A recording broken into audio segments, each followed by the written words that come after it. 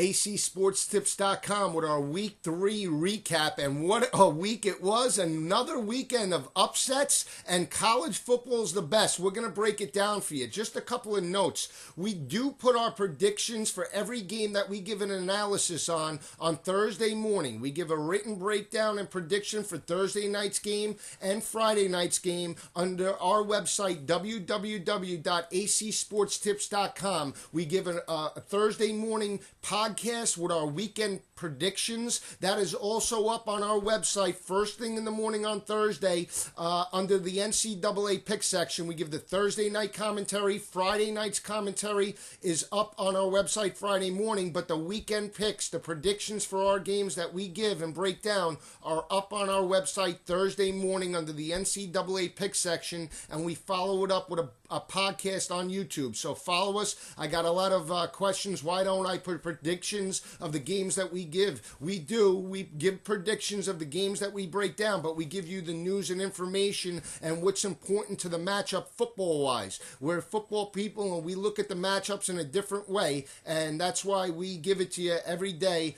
at acsportstips.com. So let's get right to it. Alabama traveling to Arkansas to take on the Razorbacks, the depleted Razorbacks. How would they respond after the meltdown in Little Rock against Louisiana Monroe without their star quarterback, Tyler Wilson? Well, unfortunately, the Razorbacks didn't respond. It was an Alabama blowout, 52-0.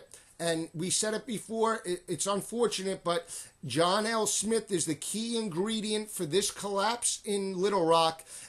We said it coming into the season that he is not an SEC caliber type of coach. He doesn't have the mentality. He's more of an offensive-minded coach, not defensive-minded. He's not mentally tough, and that carries over to your team, and it's unfortunate that they didn't respond against Alabama. It was a good chance for the Razorbacks to put up a valiant effort, to be emotional after the letdown, and it looked like they were just walking through the motions on Saturday. Hats off to Nick Saban again and Kirby Smart, the defensive coordinator. That is why Alabama's at the top of the polls going into this week, ranked number 1. The best game planner in the nation is Nick Saban. So hats off to them. Let's talk a little bit about number 2, USC, traveling to Stanford to take on the Cardinal. Going into this game, a lot of analysts, we didn't give a breakdown of it, but a lot of analysts thought that this was just going to be a walkover for USC because the Stanford Cardinal had beaten them 3 prior years. USC coming off probation finally. Matt Barkley returning for his senior season, and that they had this game marked down on the calendar. Well, unfortunately for USC, you have to play football. You cannot just expect to show up and win games, and it's unfortunate for USC, but they lost 21-14 to Stanford. A key reason for that, we believe, is Lane Kiffin as well. Lane Kiffin's trying to emulate the footprint put down by Pete Carroll, his former boss, when he was offensive coordinator at USC. It's unfortunate. You need to be your own head coach. You have to transform yourself, and we're going to get into how a couple of the greater coaches in the SEC have done that, but you need to do stuff that, you need to break tendencies and do stuff that's not predictable. Unfortunately for USC, everybody knew going in they had 2 lackluster performances against inferior talent, both Hawaii and Syracuse, but they struggled last week against Syracuse. They had to really turn it on late in that game, and they just expected that, USC was just going to show up into Palo Alto and steamroll them. Not the case. Last year's game was a big win for Stanford, and Andrew Luck had a big reason why, but also that dominant running game led by a big offensive line wore down the Trojans last year, and they were going to be in this game with or without Andrew Luck. When you beat a team 3 years in a row, you expect to win the following year. Whether or not, USC expected to win, we can't tell you, but we know that when a team wins 3 consecutive years, you can't tell them that they can't win. So they came in with a very confident atmosphere. They came in at home with a really good game plan to shut down the Trojans. And hats off to David Shaw. It started with his predecessor, head coach Jim Harbaugh, who's now at the 49ers. But he laid down the blueprint, and David Shaw leads his team with an aggressive defense, and they can be front runners to win the Pac-12. They have confidence as Nunez develops in his own type of style in the passing game, and that running game led by Stephon Taylor, they will be a factor in the Pac-12. So now, how does USC respond?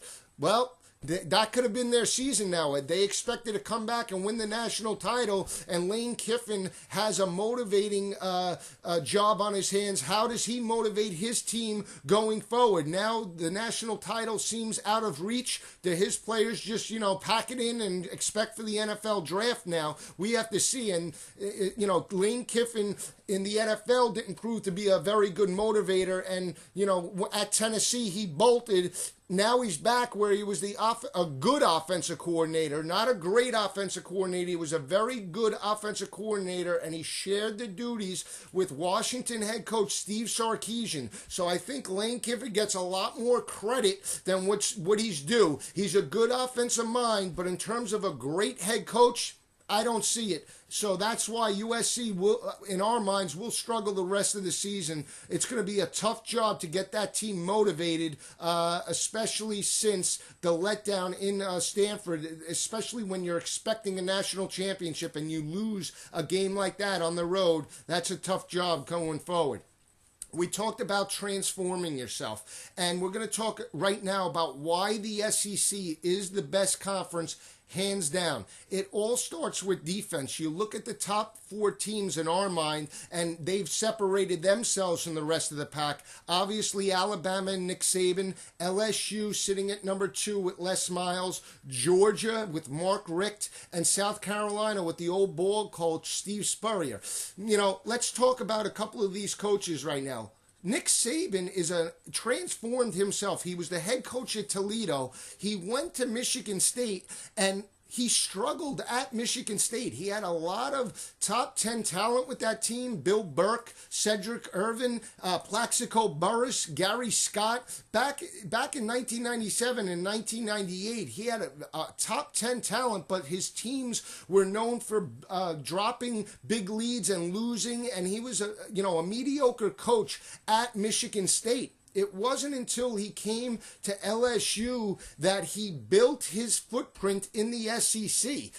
At LSU, he took a different type of approach from his Michigan State stint. He was a more defensive-minded coach. He was a secondary coach with the Cleveland Browns early in his career, and it was from that time at LSU that he transformed his game plan into building a team with defense first. And you saw that in the 2003 national championship with LSU, and you've now seen it in 2 national championships with Alabama. He's transformed himself, and at this point, the best coach in college football for his game planning ability. You look at Les Miles. He came from Oklahoma State, where he had a very high-powered offense as well, with Tatum Bell and Josh Fields at quarterback. He comes to LSU, and he was more of a riverboat gambler early in 2007 when he won the national championship, and now he's built his footprint again with a defensive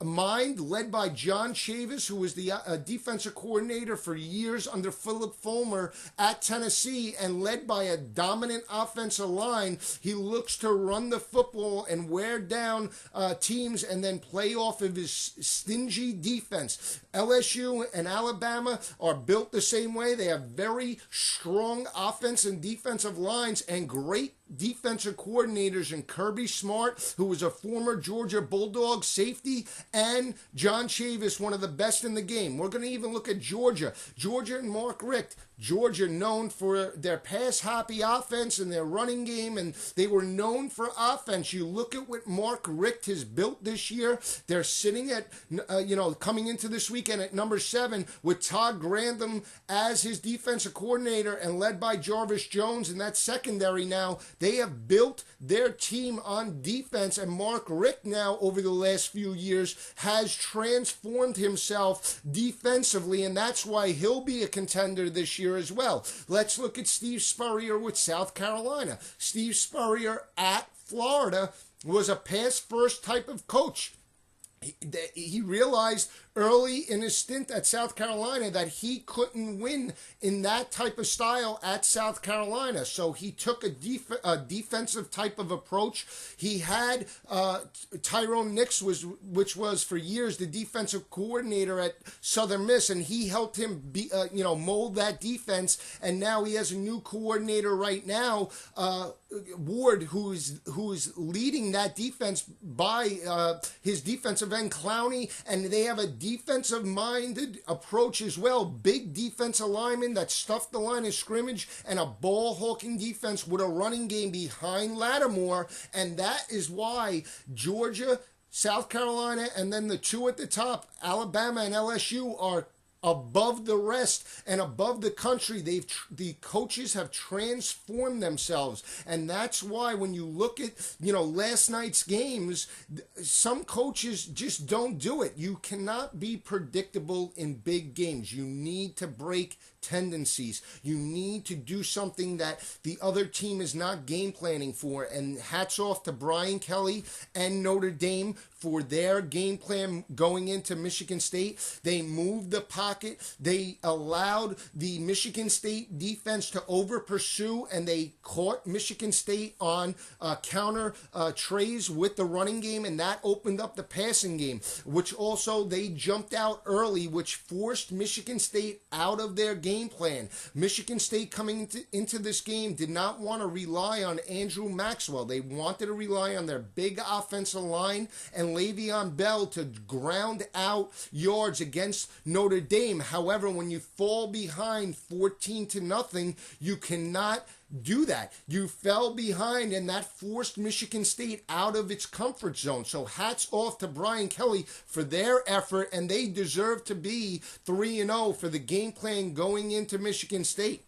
Just want to talk about a couple of players that we're going to talk about for the Heisman Trophy. Obviously, a lot of analysts have their own conceptions. Matt Barkley for the Heisman, Lattimore for the Heisman, and they are great players. We're going to talk about a couple of players that we feel warrant attention, especially if their teams win out the rest of the season. Let's just talk. There are two quarterbacks. We've mentioned one of them, which is Teddy Bridgewater for Louisville. Teddy Bridgewater is a sophomore quarterback for the University of Louisville and head coach Charlie Strong. They had a rough game this weekend, and we'll talk about it. But he's hitting on 81.8% of his passes. We talked about Louisville being a top 10 team on our website prior to the season, and that they had a tough matchup in North Carolina this weekend, and then that would be the hiccup in the schedule going forward. If Louisville could run the table, they needed to get by North Carolina. Well, they have a very stingy defense led by former Florida defensive coordinator Charlie Strong. They're young, they're aggressive on defense, and they're led by Teddy Bridgewater, who right now could be one of the hottest quarterbacks in the nation. He hit 77 of 88 passes for the year for a total of 81.8%. He's thrown for 855 yards. The man is leading his team. He showed maturity, and he showed an unbelievable touch yesterday against the University of North Carolina. They jumped out yesterday to a 39-7 lead on North Carolina.